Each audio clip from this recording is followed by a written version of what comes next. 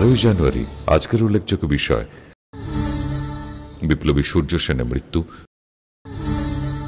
স্বাধীনতা সংগ্রামী প্রদ্যোৎ কুমার ভট্টাচার্যের মৃত্যু, নাট্যকার চিত্রিতা দেবীর জন্ম, মনীষী বিবেকানন্দের জন্ম।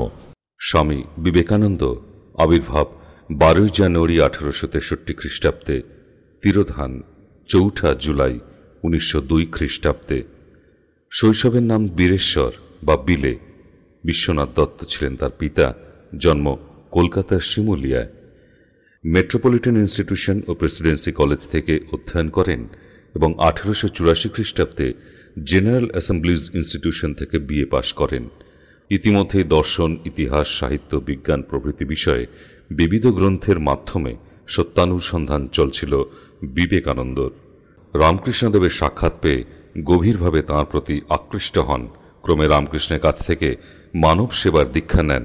16ই অগস্ট 1886 খ্রিস্টাব্দে রামকৃষ্ণদেবের মৃত্যুর পর গুরু ভ্রাতাদের নিয়ে বরানগর মঠ স্থাপন করেন এবং সন্ন্যাস নাম গ্রহণ করেন বিবেকানন্দ। পরে 3 বছর পরিব্রাজক রূপে সারা ভারতবর্ষ ভ্রমণ করেন। এই সময় পাণিনি, পতঞ্জলি এবং বেদান্ত শেখেন। সারদা দেবীর অনুমতি নিয়ে তিনি শিকাগো ধর্ম মহাসভায় যোগদানের জন্য 31শে মে 1893 খ্রিস্টাব্দে আমেরিকা যাত্রা করেন। সেপ্টেম্বরে অনুষ্ঠিত ওই মহাসভায় হিন্দু ধর্ম বিষয়ে বক্তৃতা দিয়ে অসামান্য প্রসিদ্ধি অর্জন করেন এবং ধর্মপ্রচারক মহলে আলোড়ন তোলেন।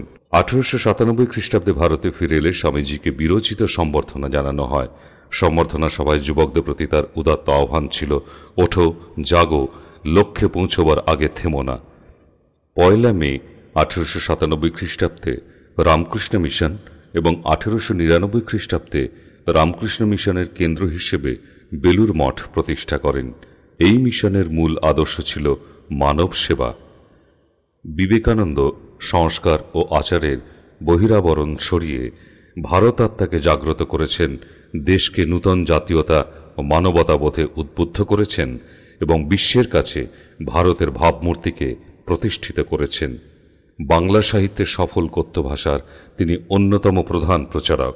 তিনি ইংরেজি ও বাংলায় বহু গ্রন্থ প্রণয়ন করেন।